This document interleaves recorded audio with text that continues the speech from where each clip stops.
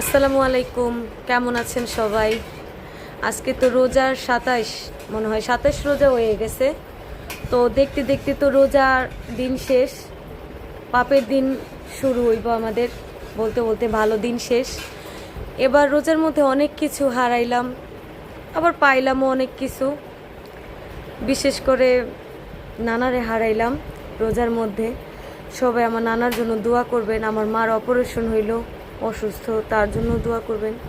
আমার সন্তান, বাবা, ভাই, সকল আত্মীয় স্বজনের জন্য আপনারা দোয়া করবেন। আপনাদের জন্য দোয়া করি, আপনারাও ভালো থাকেন।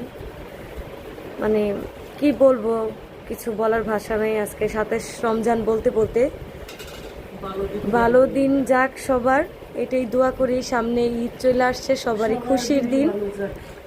শুধু আমাদের আফসোস একটাই যে নিজের একটা মানুষ এই বছর হারাই ফেললাম। এখন আল্লাহর যা ভালো মনে হয়েছে, আল্লাহ তাআলা তাই করছেন, আমরাও খুশি।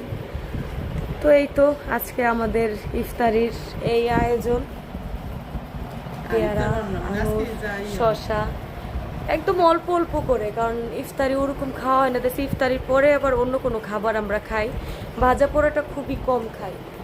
আজকে আম্মু 27 রোজা, আজকেই প্রথম আম্মু ইফতারি বানাই দিল। এই পুরা রোজায় তো আর আম্মু ইফতারি বানাইতে পারে নাই, খাইও নাই, তেমন ভালো লাগে নাই।